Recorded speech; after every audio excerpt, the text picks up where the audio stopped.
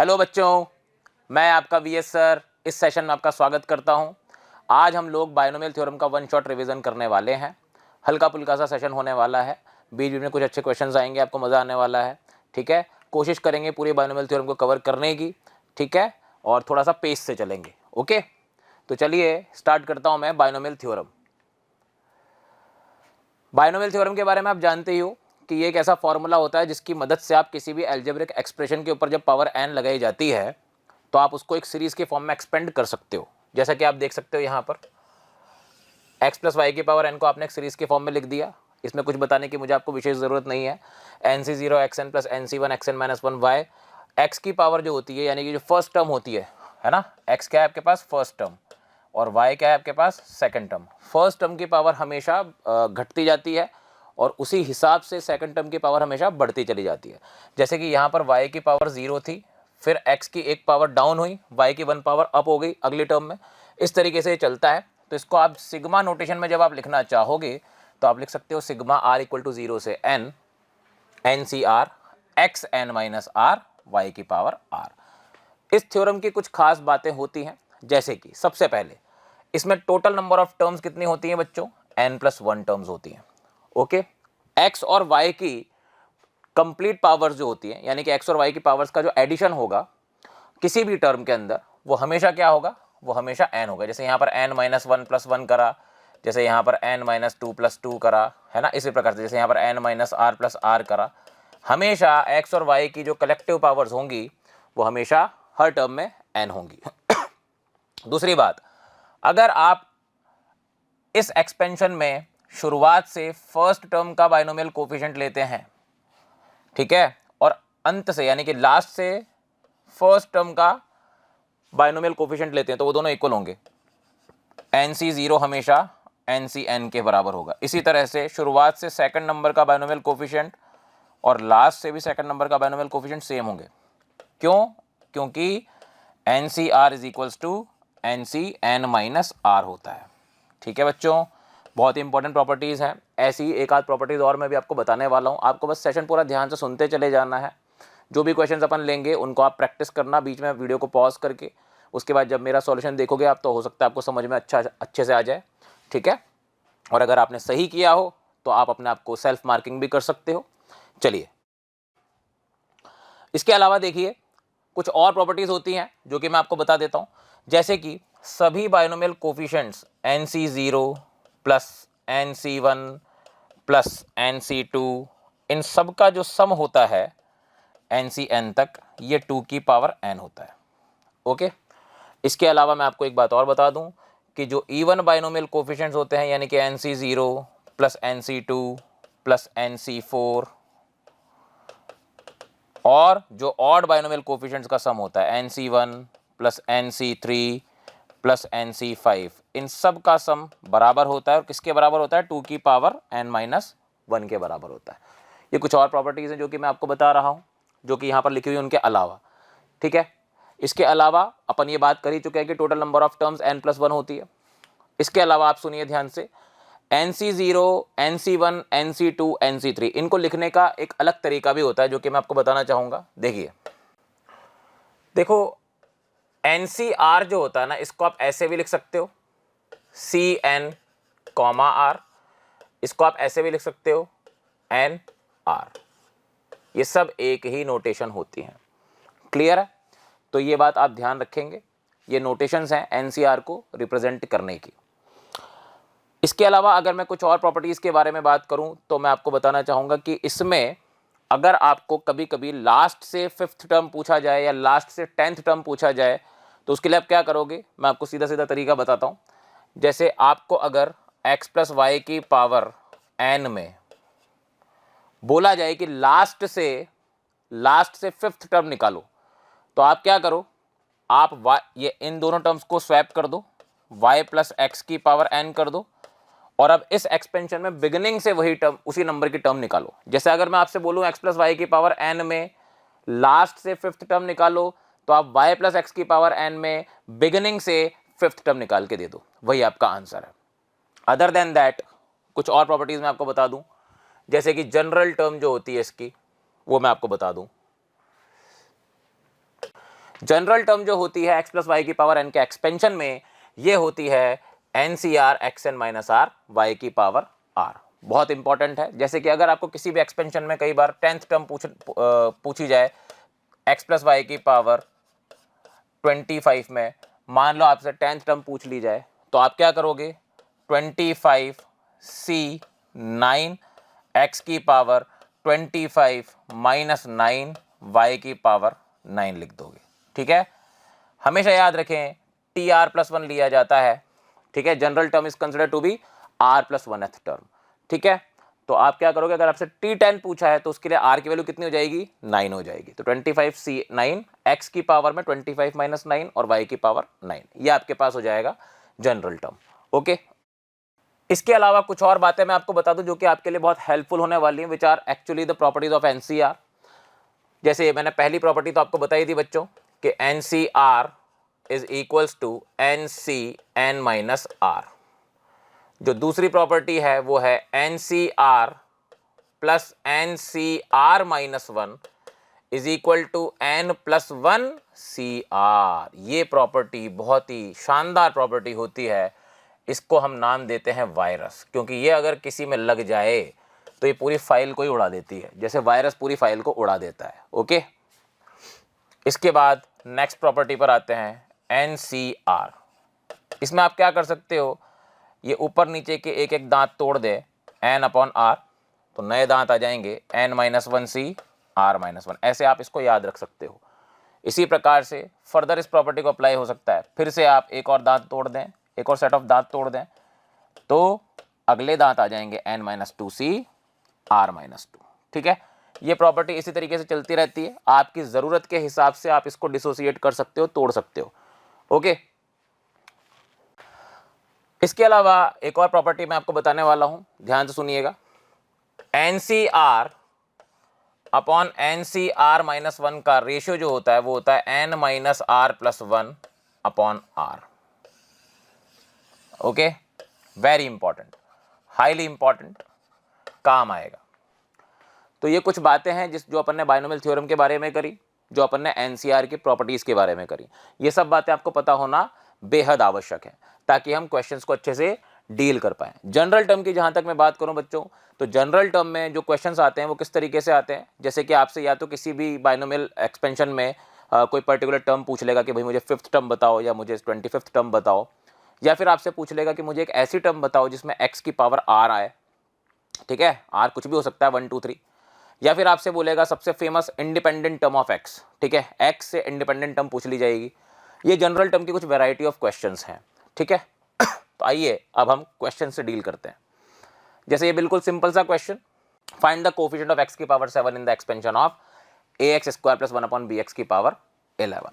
तो इसमें हमें कोफिशिएंट ऑफ x की पावर 7 निकालना है। तो अपन क्या करेंगे, अपन जनरल टर्म से स्टार्ट करेंगे। जनरल टर्म इसकी अगर होती तो क्या होती, जनरल टर्म ये होती 11CR ax स्क्वायर की power 11 minus r 1 upon bx की पावर r, बिल्कुल होती। अब ध्यान से देखते जाइएगा, फिर आ जाएगा 11CR a की पावर 11 माइनस r x की पावर 22 माइनस 2r, फिर यहां पर आ जाएगा 1 अपॉन b की पावर r इंटू एक्स की पावर माइनस r। एक्स की पावर्स को कलेक्ट करना है हमें, तो आप देखिए 11CR a की पावर 11 माइनस r x की power 22 minus 3r 1 upon b की पावर r। अब आपके पास क्या होना चाहिए, x की पावर 7 होना चाहिए। तो 22 minus 3r should be equated to 7। जब आप इसको 7 से इक्वेट करोगे तो 3r इक्वल टू आ जाएगा 15 और यहां से r की वैल्यू आ जाएगी 5। ठीक है, यानी कि r बराबर 5 पर, यानी कि 6th टर्म में आपको x की पावर 7 मिलने वाला है। तो अब हमें तो निकालना है कोफिशिएंट ऑफ x की पावर 7। तो आइए हम बात करते हैं। तो हमें T6 निकालना होगा क्योंकि उसी के लिए r बराबर 5 आएगा।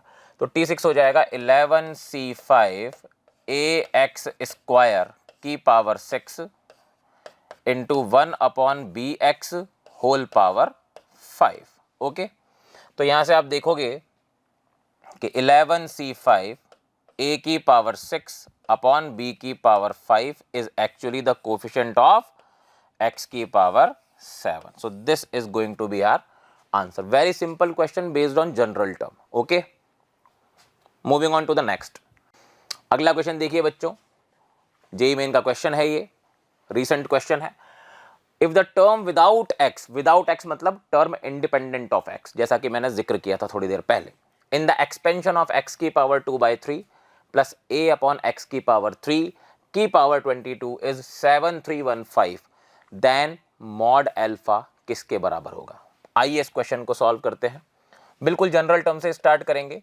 तो जनरल टर्म हो जाएगी 22CR एक्स की पावर 2/3 की पावर 22 माइनस आर, okay, a upon x cube की पावर r. ये आपकी जनरल टर्म है. ओके, हमें क्या करना है, x की पावर को कलेक्ट करेंगे और उसको 0 के बराबर रख देंगे. उसको 0 के बराबर रखने पर हमें r की वैल्यू मिलेगी और फिर हम क्वेश्चन को फर्दर सॉल्व करेंगे. ये हमारा थॉट प्रोसेस है. आराम से देखो. तो 22CR x की पावर ये हो जाएगा 44 minus 2r upon 3 minus 3r. Minus 3r कैसे आया बच्चों, ये एक्स क्यूब जो है ना, ये ऊपर जाएगा तो एक्स की पावर -3 बन जाएगा. अच्छा, साथ में आपके पास क्या बचा है, साथ में आपके पास a की पावर r बचा है. ओके, तो 22CR a की पावर r को अलग ले लो और x की पावर पर हो जाएगा 44 minus 11r upon 3. Now this should be equal to 0, क्योंकि हमें टर्म विदाउट x चाहिए. तो जब आप इसको 0 के बराबर करोगे तो r की वैल्यू कितने आने वाली है, r की वैल्यू 4 आने वाली है. r की वैल्यू आने वाली है 4. इसका मतलब फिफ्थ टर्म ऐसी होगी जो कि विदाउट x होगी. ओके, तो अब ध्यान से देखिए, T5 हम निकालने वाले हैं, यानी कि हम इसी में r की वैल्यू क्या पुट कर देंगे, 4 पुट कर देंगे. तो x की पावर तो साफ हो जाएगी और यहाँ पर a की पावर में क्या आएगा, 4 आएगा. Actually this is not a, this is alpha. Okay, तो दिस इज अल्फा, इसको अल्फा कर दिया अपन ने. ओके, क्योंकि हमें मॉड अल्फा पूछा है. तो अब ध्यान से देखना, अल्फा की पावर 4 आ चुका है. क्लियर. अब ये वैल्यू किसके बराबर दे रखी है आपको, ये वैल्यू आपको बराबर दे रखी है 7315 के. तो 22C4 को हम सॉल्व करते हैं. 22 इंटू 21 इंटू 20 इंटू 19, यह एनसीआर को सॉल्व करने का तरीका है. 4 इंटू 3 इंटू 2. तो यहां पर क्या हो रहा है देखिए, 4 से कैंसिल हो गया 5 बार, 3 से हो गया 7 बार, ओके, और 2 से हो गया 11 बार. तो ये क्या है, ये है 77 into 95 which is equal to, sorry, alpha की पावर 4 इक्वल टू 7315. ये कितना हो जाएगा, आइए मल्टीप्लाई करके देखते हैं. ये हो जाएगा 7315 ही. तो ये कैंसिलेशन के बाद अल्फा की पावर 4 आएगा 1, यानी कि मॉड अल्फा यहाँ से आने वाला है 1 के बराबर. ये जेईई मेन का क्वेश्चन है, रिसेंट क्वेश्चन है. तो मॉड अल्फा की वैल्यू कितनी आई है, 1 आई है. Okay, I think you got this. तो टर्म इंडिपेंडेंट ऑफ एक्स पूछा जाए तो हमेशा एक्स की पावर को कलेक्ट करके आपको 0 के बराबर कर देना है, वहां से आर की वैल्यू निकल करके आती है. याद रहे, एनसीआर के फॉर्मूले में आर हमेशा 0 से एन चलता है, यानी कि होल नंबर होता है. करेक्ट है. और एन तो हमेशा ही नेचुरल नंबर होता है. इस बात का आप अच्छे से ध्यान रखेंगे. Okay, moving on to the next. Now see this question, very beautiful problem. ठीक है, फैक्टोरियल से खेलने वाली प्रॉब्लम है. मैं चाहूंगा कि आप लोग वीडियो को पॉज करके इस क्वेश्चन को अपने से सेल्फ से सॉल्व करने की कोशिश करें. उसके बाद आप वीडियो को ओपन करना और फिर चेक करना कि मैंने इसको कैसे सॉल्व किया है. ओके, तो इस क्वेश्चन में हमें क्या करना है, देखिए 2n+1 2n+3 2n+5 से लेकर 4n-1 तक जा रहा है और हमें बताना है कि ये पूरा मल्टीप्लिकेशन इसमें से किसके बराबर है. और ऑप्शंस देखिए, ऑप्शन सारे ही किसके टर्म में है, ऑप्शन सारे ही फैक्टोरियल के टर्म में है. It means we have to insert factorial term in this expression. कैसे वो काम कर सकते हैं, आइए मैं बताता हूं. देखिए, फैक्टोरियल का एक सीधा सा रूल होता है. फैक्टोरियल का मतलब है, अगर आप 5 फैक्टोरियल लिख रहे हो तो मतलब 1 से लेकर 5 तक कंटिन्यूअस मल्टीप्लिकेशन होगा. 1 2 3 4 5 है ना. अगर आप 7 फैक्टोरियल लिखते हो तो 1 से लेकर 7 तक कंटिन्यूअस मल्टीप्लिकेशन होगा. तो अगर आप इस टर्म को फैक्टोरियल में कन्वर्ट करना चाहते हो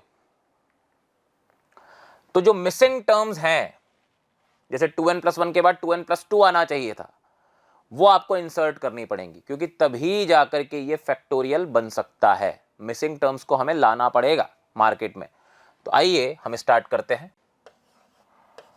2n+1 के बाद हम 2n+2 को ले लेते हैं, फिर 2n+3 आएगा ही सही, लेकिन उसके बाद जो मिसिंग टर्म थी वो 2n+4 थी।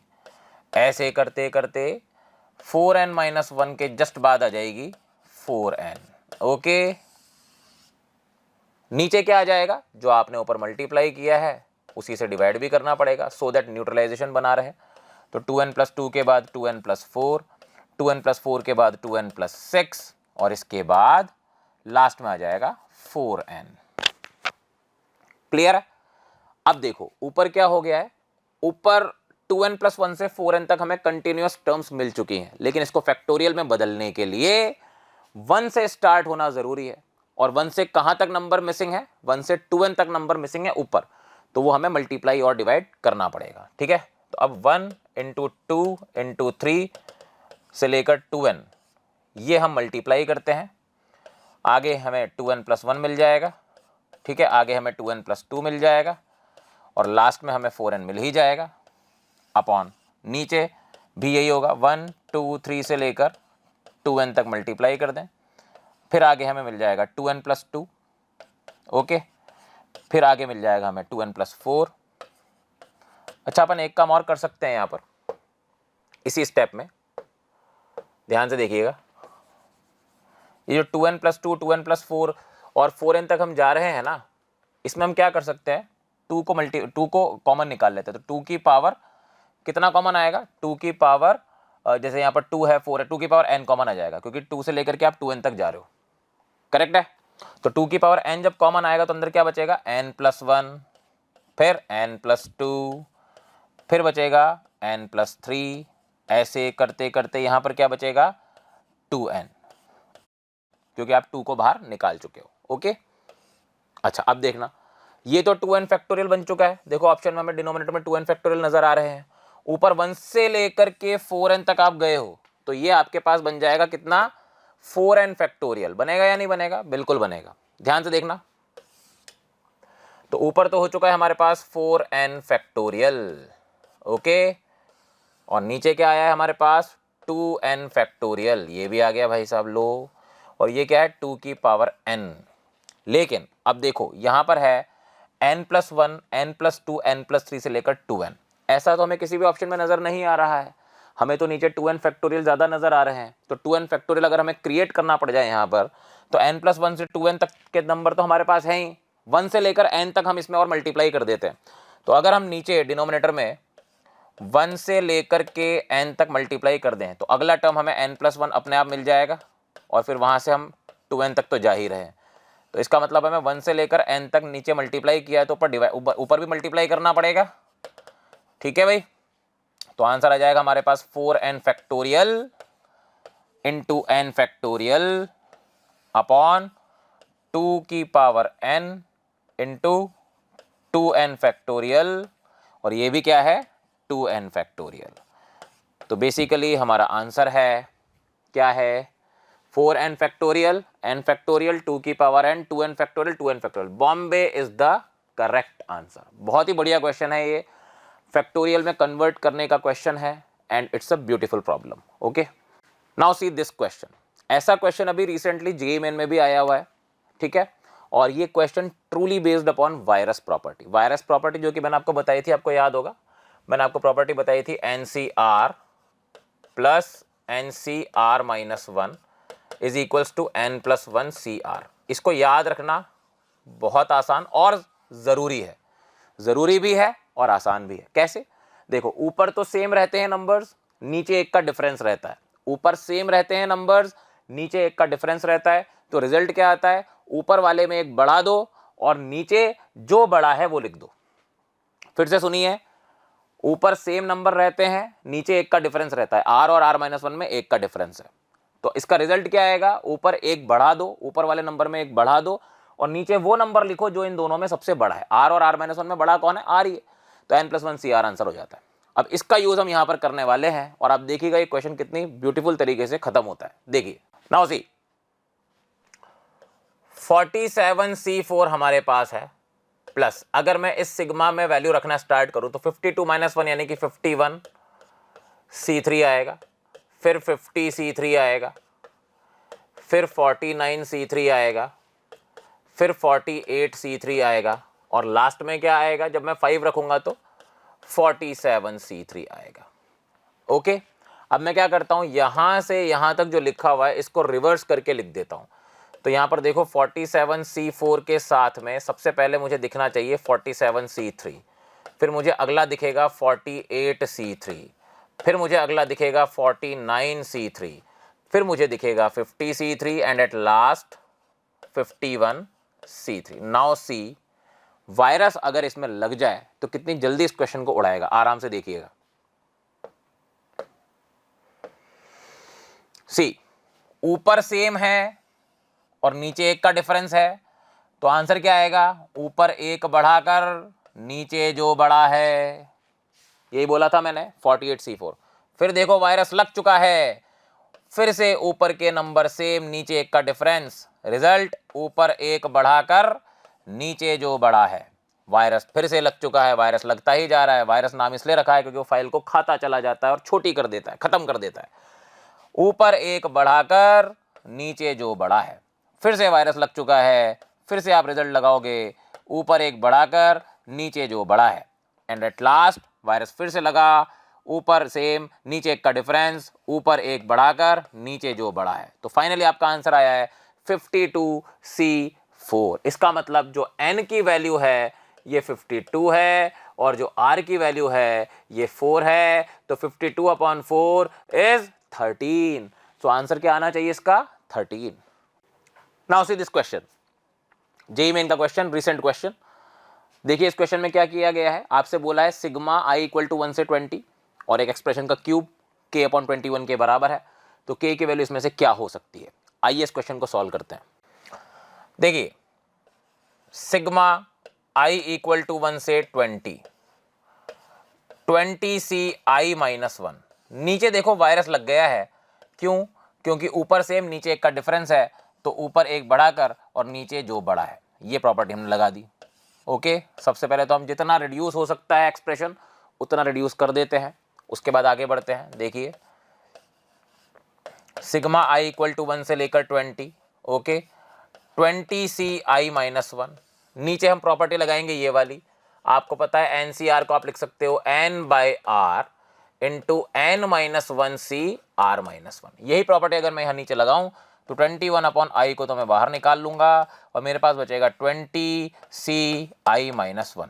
देखते देखते देखिए क्या हो गया, जो मनहूस चीज़ें थी वो अब कट गई हैं। तो आपके पास क्या बचा है, i फ्लिप मार के ऊपर जाएगा और 21 क्यूब बन के बाहर आ जाएगा, तो 1/21 क्यूब तो बाहर आ गया। सिग्मा के अंदर बचेगा केवल i = 1 से लेकर 20i क्यूब, और इसका रिजल्ट तो आपको पता ही होता है 1/21 क्यूब, ये हो जाएगा 20 इंटू 21 स्क्वायर कर दो अपॉन 2 का स्क्वायर। 21 स्क्वायर से ये कट जाएगा तो नीचे 21 बचेगा, ये 20 का स्क्वायर यानी कि 400 है, नीचे 4 है तो ये आएगा 100/21। दैट मीन्स k की वैल्यू और कुछ नहीं है 100 है। Okay, look at this question बच्चों, the term independent of x in the expansion of this. अब इसमें क्या है, आपको टर्म इंडिपेंडेंट ऑफ x पूछा है। अगर आपसे, इसको मैं छुपा लेता हूं, अगर आपसे सिर्फ इस एक्सप्रेशन में ऐसा पूछा होता तो आप बड़ी आसानी से कर देते, जनरल टर्म निकालते, उसमें x की पावर को कलेक्ट करके 0 के बराबर कर देते, r की वैल्यू मिल जाती और उससे आप सॉल्व कर लेते। बट इस तरह के क्वेश्चंस अभी बहुत आने लगे हैं जिसमें एक टर्म एडिशनल मल्टीप्लाई में डाल दी जाती है और फिर बगल में होती है आपके पास बाइनोमियल एक्सप्रेशन। तो इसको कैसे किया जाता है आइए मैं बताता हूं। सबसे पहला काम तो यह है कि आप इस क्वेश्चन में जनरल टर्म लिख लें बाइनोमियल एक्सप्रेशन में 11CR, ठीक है, 5/2 x cube 11 minus r minus 1/5x square की पावर r। जनरल टर्म सबसे पहले लिख लें तो ये हो जाएगा आपके पास 1 - x² plus 3x cube okay into 11CR 5/2 into 11 minus r minus 1/5। आराम से कैलकुलेट करें, गड़बड़ ना हो। x की पावर 33 माइनस 5r, ये आपने फाइनली लिख लिया। अब लॉजिक सुनना, कैसे निकालोगे आप टर्म इंडिपेंडेंट ऑफ x। ध्यान से सुनिएगा। आप क्या करोगे, आप इस पूरी एक्सप्रेशन को मल्टीप्लाई करोगे एक एक करके। जैसे पहले जब आप 1 से मल्टीप्लाई करोगे तो टर्म इंडिपेंडेंट ऑफ x के लिए x की ये वाली पावर 0 हो जानी चाहिए। जब आप इससे मल्टीप्लाई करोगे तो जो x की पावर कलेक्टिव पावर आएगी यानी कि 2 + 33 - 5r यानी कि 35 - 5r वो 0 कर दोगे। जब आप इससे मल्टीप्लाई करोगे तो जो कलेक्टिव पावर आएगी यानी कि 3 + 33 - 5r वो 0 कर दोगे। इस तरह से तीनों टर्म से ये इंडिविजुअली मल्टीप्लाई होगा और वहां से r की वैल्यूज निकल करके आएंगी। तो अब ध्यान से सुनना, जब मैं इसे 1 से मल्टीप्लाई करूंगा तो x की पावर जो है 33 - 5r वो हो जानी चाहिए 0 के बराबर, यानी कि r की वैल्यू हो जाएगी 33/5 जो कि होल नंबर नहीं है, इसीलिए ये तो रिजेक्ट हो गई। यानी कि 1 से मल्टीप्लाई होने पर मुझे टर्म इंडिपेंडेंट ऑफ x के दर्शन नहीं होने वाले। ओके, उसके बाद आगे बढ़ो।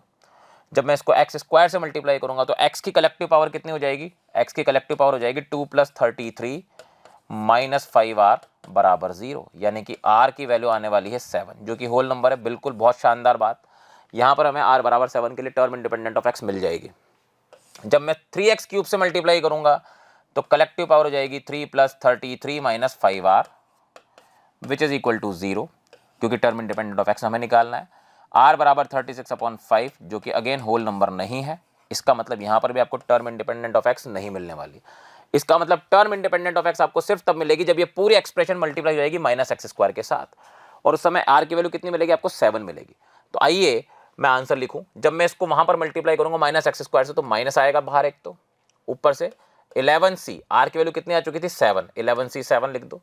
फिर 5/2 11 माइनस r यानी कि 11 - 7 ओके, और यहां पर -1/5 की पावर 7 क्योंकि r की वैल्यू हमें 7 इस्तेमाल करनी है।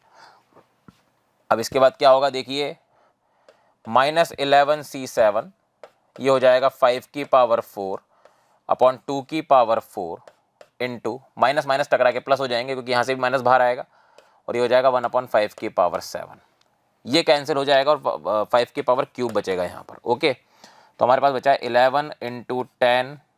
एक मिनट, प्रॉपर्टी से हम इसको लिख सकते हैं 11c4 क्योंकि NCR equals to NC n-r होता है। ओके, तो 11 × 10 × 9 × 8 अपॉन 24 ओके इंटू 1/16 × 5 क्यूब, ये आया है। 8 से कटा 3 बार, 3 से ये कटा 3 बार, ठीक है। तो ये आ गया 33 × 10 अपॉन 16 × 5 × 25। 5 से कटा 2 बार, 2 से कटा 8 बार। तो finally your answer is 33/200।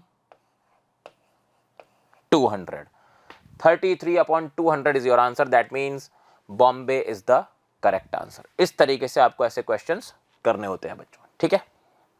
Moving on to the next question. आपके सामने अगला क्वेश्चन लिखा हुआ है, जेईई मेन PYQs का ही क्वेश्चन है। अच्छा क्वेश्चन है। द कोफिशिएंट ऑफ x की पावर 256 आपसे पूछा है इन द एक्सपेंशन ऑफ 1 - x की पावर 101 इंटू x² + x + 1 की पावर 100। अब इस क्वेश्चन को कैसे करोगे देखिए। सबसे पहले 1 - x की पावर 101 को आप ब्रेक करें, 1 - x इंटू 1 - x की पावर 100, और आगे वाली को भी इसमें मर्ज कर दें क्योंकि दोनों की पावर सेम हो गई है, यानी कि 100। ऐसे लिख दो इसको आप, ठीक है। तो ये हो जाएगा 1 - x इंटू 1 - x क्यूब की पावर 100 ओके।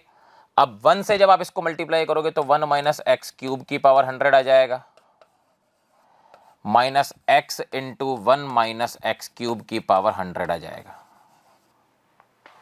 यहाँ तक पहुँच गए। अब आपसे क्या पूछा है उसने, कोफिशिएंट ऑफ x की पावर 256 पूछा है उसने। तो अगर हम इसमें बात करें तो जनरल टर्म इसकी कितनी हो जाएगी, 100 CR माइनस एक्स क्यूब की पावर r। ओके, तो 3r should be equal to 256, 3r should be equal to 256 which is not possible. भाई x की पावर 256 बनाना है ना आपको, तो यहां पर क्या हो जाएगा, आप इसको जब फर्दर सॉल्व करोगे तो 100 CR माइनस 1 की पावर r x की पावर 3r बनेगा, और 3r की वैल्यू होनी चाहिए 256 के बराबर, जो कि पॉसिबल नहीं है क्योंकि r कभी भी होल नंबर में नहीं आ पाएगा। तो इसमें तो आपको x की पावर 256 नहीं मिलने वाला। अब आपकी उम्मीद भरी निगाहें सिर्फ इस पर टिकी हुई है। आइए इसको सॉल्व करते हैं। इसमें क्या होगा देखिए, माइनस एक्स तो है ही, और इसकी जनरल टर्म लिख देते हैं 100 CR माइनस 1 की पावर r x की पावर 3r। ओके, x उधर से मल्टीप्लाई हो जाएगा, तो माइनस 100 CR माइनस 1 की पावर r x की power 3r plus 1। Now this 3r plus 1 should be equal to 256, तो 3r should be equal to 255, that means r should be equal to 85। तो r बराबर 85 के लिए आपको x की power 256 मिल जाएगा यहाँ पर, यानी कि माइनस 100 C85 माइनस 1 की पावर 85 इंटू बगल में आएगा x की पावर 256। तो कोफिशिएंट क्या होने वाला है, देखो ये माइनस बाहर जाएगा, माइनस माइनस टकरा के प्लस हो जाएंगे, तो 100 C85 बचेगा, और NCR बराबर NCN माइनस R होता है, इसलिए ये हो जाएगा 100 C15 के बराबर। That means third is the correct answer. Clear है? नाउ सी दिस क्वेश्चन आप देख सकते हो, क्वेश्चन रिसेंटली JEE मेन में आया हुआ क्वेश्चन है, बहुत ही सिंपल क्वेश्चन है। आइए देखते हैं कैसे करेंगे। आपको ये एक्सप्रेशन दे रखी है, ये इक्वेशन दे रखी है, इसमें आप इसको अगर घूरेंगे 36 CR प्लस 1 को, तो यहाँ पर प्रॉपर्टी लगा के 36 upon R plus 1 into 35 CR आप कर सकते हो। 35 CR से 35 CR को आप कैंसिल कर दीजिए, सो आपके पास मिल जाएगा 6 is equals to k square minus 3 into 36 upon R plus 1। तो यहाँ से k स्क्वायर माइनस 3 बराबर हो जाएगा R प्लस 1 अपॉन 6। ओके, अब हमें एक बात का ध्यान रखना है, हमें ordered pair R comma k बताने हैं। k इंटीजर है और R तो वैसे ही होल नंबर होता है, आपको पता है, ठीक है ना। तो अब ध्यान से देखिए, k स्क्वायर हो जाएगा 3 प्लस R प्लस 1 अपॉन 6, या हम कह सकते हैं 19 प्लस R अपॉन 6। अब 19 प्लस R जो है वो 6 का मल्टीपल होना चाहिए। अब 6 के मल्टीपल में अगर ये 6 के बराबर हुआ, 19 प्लस R में अगर 19 प्लस R को मैं 6 के बराबर रखूंगा, है ना, क्योंकि 6 का मल्टीपल होना चाहिए ना, ये तभी तो कैंसिल होकर के इंटीजर बन सकता है। तो 19 प्लस R जो है वो या तो 6 के बराबर हो, या फिर वो 12 के बराबर हो, या फिर वो 18 के बराबर हो। इन तीनों के ही बराबर वो नहीं हो सकता, क्योंकि यहाँ से R जो है वो नेगेटिव आने वाला है, तो ये रिजेक्ट हो जाएगा। हाँ, लेकिन 24 आ सकता है। तो 19 प्लस R जो है वो 24 अगर मैं लिखूं तो R की वैल्यू आएगी 5, करेक्ट। तो R बराबर 5 अगर मैं यहां रखूं तो यहां पर 24 बनेगा, और 24 अपॉन 6 4 बनेगा, तो k स्क्वायर इक्वल टू 4 हो जाएगा, जो कि बिल्कुल आपके पास 2 और -2 वैल्यू देगा, ठीक है, जो कि इंटीजर्स हैं। तो R इक्वल टू 5 को सिलेक्ट कर लेते हैं।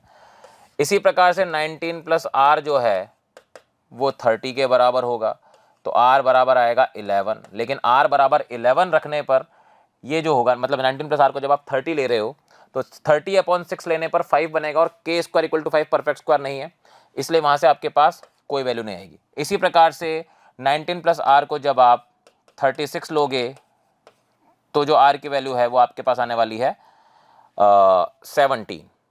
19 प्लस R को 36 लोगे तो भी आपके पास परफेक्ट स्क्वायर नहीं बनेगा, 42 लोगे तो भी आपके पास परफेक्ट स्क्वायर नहीं बनेगा, 48 लोगे तो भी परफेक्ट स्क्वायर नहीं बनेगा, 54 लोगे तो 54 अपॉन 6 9 हो जाएगा, और वहां से फिर से आपके पास k की वैल्यू निकल करके आ जाएगी। तो k बराबर हो जाएगा ±3, और 54 बनने के लिए यानी कि 19 प्लस R को क्या बनना पड़ेगा 54, तो R की वैल्यू कितनी आ जाएगी दोस्तों 35। तो इसका मतलब r बराबर 35 और r बराबर 5 ही एक्सेप्टेबल है, क्योंकि r 35 से बड़ा तो हो ही नहीं सकता था, क्योंकि यहाँ पर 35 CR लिखा हुआ है ना। तो r तो मैक्सिमम 35 के बराबर हो सकता है। तो r की केवल दो ही वैल्यूज पॉसिबल है, r की केवल दो ही वैल्यूज पॉसिबल है, एक तो 5 और एक 35। r बराबर 35 के लिए k की दो वैल्यूज हैं,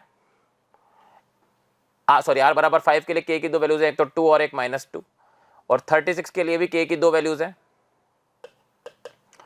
एक तो है 3 और एक है -3। इसका मतलब आपके पास टोटल ऑर्डर्ड पेयर कितने आएंगे, 4 ऑर्डर्ड पेयर आएंगे। कौन कौन से, एक तो 5, 2, 5, -2, 36, 3, सॉरी 35, 3 और 35, -3, ये 4 ऑर्डर्ड पेयर्स आने वाले हैं। That means 3 is the correct answer. Okay, look at the next question now. Again JEE main का क्वेश्चन है, अच्छा क्वेश्चन है, आराम से देखिए, ट्रिकी क्वेश्चन है। सिग्मा r इक्वल टू 0 से 25 दे रखा है। ओके, अंदर है 50 CR और 50 - r C 25 - r, ये बराबर आता है k टाइम्स ऑफ 25, 50 से 25 के। तो आपको k की वैल्यू बतानी है कि इसमें से क्या हो सकती है। ओके, तो आइए देखते हैं इसमें से k की वैल्यू कैसे हम सेलेक्ट करेंगे, इसको देखते हैं। तो सबसे पहले मैं क्या करूंगा, 50 CR को चेंज कर देता हूं, NCR का फॉर्मूला लगा के 50 factorial upon r factorial 50 - r factorial. Okay, अच्छा यहां पर ये जो है ये है 2 की पावर 25 - 1। ओके, वरना C और A ऑप्शन एक ही हो जाएंगे, तो यहां पर वो -1 नीचे है। ओके, इनटू ये हो जाएगा 50 - r factorial upon 50 - r -25 - r is 25 factorial, और यहाँ हो जाएगा 25 - r का फैक्टोरियल। ओके, आप देखोगे ये कैंसिल हो गया। इसके बाद देखो r इक्वल टू 0 से लेकर 25, आराम से देखते जाएंगे, 50 factorial upon r factorial into 1 upon 25 factorial 25 - r factorial आएगा। मोस्टली लोग यहाँ तक पहुँच जाएंगे, लेकिन इसके बाद मैक्सिमम लोग नहीं कर पाते हैं। इसके बाद वही लोग कर पाएंगे जो क्वेश्चन को बहुत ध्यान से घूरते हैं। आपको यहाँ पर 50 से 25 चाहिए बच्चों। 50 से 25 का मतलब है 50 फैक्टोरियल के नीचे आपको 25 फैक्टोरियल 2 बार चाहिए, 25 फैक्टोरियल 2 बार चाहिए। तो 50 फैक्टोरियल के नीचे 25 फैक्टोरियल एक बार तो है, एक बार और आ जाए, उसके लिए आप क्या करोगे, 25 फैक्टोरियल से इस एक्सप्रेशन को मल्टीप्लाई और डिवाइड कर दोगे। उसके बाद थोड़ा सा एडजस्टमेंट, आराम से देखिए क्या एडजस्टमेंट करेंगे हम यहाँ पर। सिग्मा r इक्वल्स टू 0 से 25 ब्रैकेट लगाइए, ये हो जाएगा 50 फैक्टोरियल अपॉन 25 फैक्टोरियल 25 फैक्टोरियल, और इन मल्टीप्लिकेशन में 25 factorial upon r factorial 25 minus r factorial. Okay, फिर देखिए क्या हो जाएगा, r इक्वल टू 0 से 25, अब हमारे पास 50 से 25 बन चुका है, इंटू 25 CR आ जाएगा। ओके, 50 से 25 को तो आप बाहर निकाल लीजिए, 50 से 25 बाहर आ जाएगा, और यहाँ पर क्या आ जाएगा, 25 CR सिग्मा के अंदर, यानी कि 25 C0 प्लस 25 C1 से लेकर के 25 C25, तो आपके पास आंसर आने वाला है 2 की पावर में 25 इंटू 50 C25। तो k की वैल्यू जो आने वाली है वो आएगी 2 की पावर 25। ओके, नेक्स्ट क्वेश्चन देखिए बच्चों, डिविजिबिलिटी कॉन्सेप्ट पर या रिमाइंडर कॉन्सेप्ट पर बहुत अच्छा क्वेश्चन है। आइए इसको देखते हैं। 2 की पावर 403 अपॉन 15 में जो फ्रैक्शनल पार्ट की वैल्यू आएगी वो k अपॉन 15 आएगी। आपको k की वैल्यू बतानी है इसमें से कौन है, ठीक है।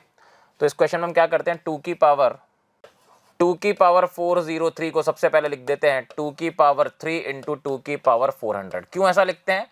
क्योंकि इस तरह के क्वेश्चंस में जो डिवाइजर होता है उसी को क्रिएट करने की कोशिश की जानी चाहिए, और स्पेशली क्वेश्चन में कोशिश करनी चाहिए कि वो जो डिवाइजर है वो क्रिएट हो 1 या -1 के डिफरेंस के साथ। ठीक है, तो 2 की पावर 3 एज इट इज लिखा, ये हो जाएगा 2 की पावर 4 की पावर 100। ओके, 2 की power 3 is 8 into this can be written as 1 + 15 whole power 100। आराम से देखते जाइए, 8 को एज इट इज लिखा है मैंने, और ये हो गया है मेरे पास 100 C0 प्लस 100 C1 इंटू 15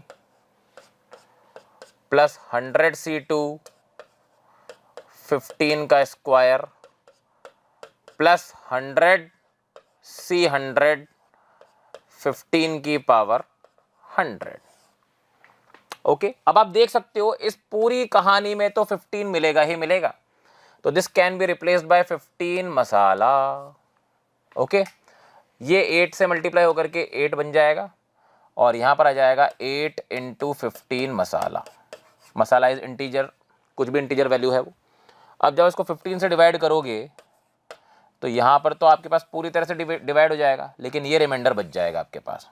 ठीक है, तो ये 8/15 is your fractional value. Actually basically आपका रिमाइंडर 8 बचेगा, लेकिन इसने फ्रैक्शनल वैल्यू पूछी है, तो फ्रैक्शनल वैल्यू बचेगी आपके पास 8/15, क्योंकि पूरा डिवाइड, ये तो पूरा डिवाइड हो जाएगा। जो फ्रैक्शनल वैल्यू बचेगी वो 8/15 है। तो यहाँ पर उसने बोला k/15 बचेगी, तो k की वैल्यू कितनी होनी चाहिए? k की वैल्यू 8 होनी चाहिए। सो 8 is your answer. Okay, next question देखिए बच्चों, एक सीरीज आपको दे रखी है और इस सीरीज का सम आपको निकालना है। आइए देखते हैं इसको कैसे सॉल्व करते हैं। इस क्वेश्चन में से इसको देखकर हमारे मन में ख्याल आता है कि वायरस लगा है, लेकिन वायरस के लिए एक इंपॉर्टेंट बात होती है कि ऊपर वाली टर्म सेम रहने, ऊपर वाला नंबर सेम रहना चाहिए, नीचे एक का डिफरेंस होना चाहिए, तब जाके आपका रिजल्ट बनता है ऊपर एक बढ़ाकर नीचे जो बड़ा है, यही होता है। अब यहां पर RCR है और अगला टर्म है R+1CR, तो ऊपर सेम होना चाहिए था, जो कि नहीं है, तो इसमें वायरस नहीं लग सकता।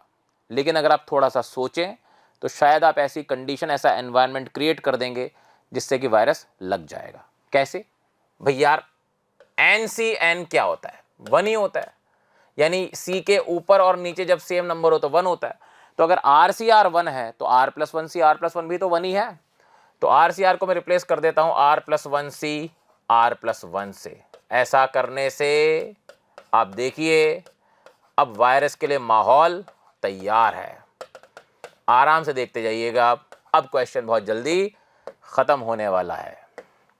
कैसे? ऊपर सेम, नीचे एक का डिफरेंस, वायरस लगा, ऊपर एक बढ़ाकर नीचे जो बड़ा है R+2C R+1। फिर ये अगली टर्म के साथ वायरस लगाएगा, ऊपर सेम नीचे एक का डिफरेंस, आंसर आएगा ऊपर एक बढ़ाकर नीचे जो बड़ा है। अब आप देखो R+2CR से जस्ट पहले बना R+2C R+1, तो NCR के जस्ट पहले बना होगा NCR+1। तो इसमें लास्ट बार जब वायरस लगेगा तो आंसर आएगा N+1CR+1। This is the sum of this particular series. Okay, next देखिए बच्चों, मिडिल टर्म। मिडिल टर्म एक इंपॉर्टेंट कॉन्सेप्ट है, आपको जान लेना जरूरी है। बहुत ही सिंपल है। x+y की पावर n के एक्सपेंशन में मिडिल टर्म जो होती है वो डिपेंड करती है n के नेचर पे। यानी कि अगर n इवन है तो मिडिल टर्म जो होगी वो होगी, मिडिल टर्म जो है वो होगी Tn/2 + 1th टर्म, जिसको हम n+2/2th टर्म भी कह सकते हैं। और अगर n ऑड हुआ तो फिर आपके पास दो मिडिल टर्म आएंगी, एक आएगी n+1/2th और एक आएगी n+3/2th टर्म। याद रहे मिडिल टर्म का जो बाइनोमियल कोफिशिएंट होता है वो हमेशा ग्रेटेस्ट वैल्यू वाला होता है। ठीक है, जो कि यहाँ पर लिखा हुआ भी है।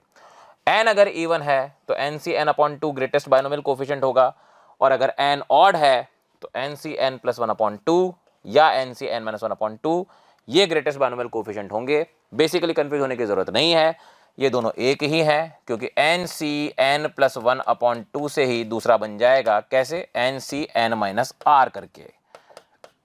जैसे आप ये करोगे तो आपके पास आ जाएगा N C N minus 1/2। Clear है? अब इस पर एक क्वेश्चन देख लेते हैं। मिडिल टर्म हमें निकालनी है इन द एक्सपेंशन ऑफ दिस। तो इसमें आप n को घूरो। n कैसा है? n है ऑड। अगर n ऑड है तो दो मिडिल टर्म आएंगी। एक तो आएगी t n प्लस 1/2 यानी कि t 9 प्लस 1/2 यानी कि t 5। ओके, तो t5 क्या हो जाएगा? आप निकाल ही सकते हो। t5 हो जाएगा 9c4 3x की power 5 minus x cube upon 6 की पावर 4। ये आ गई एक तो आपके पास टर्म। दूसरी बात, एक और मिडिल टर्म होगी क्योंकि n ऑड है, वो होगी n प्लस 3/2th टर्म यानी कि t 9 प्लस 3/2th टर्म यानी कि t 6th टर्म यानी कि 9c5 3x की power 4 minus x cube upon 6 की power 5। So these are your two middle terms in the given expansion। आइए आगे बढ़ते हैं।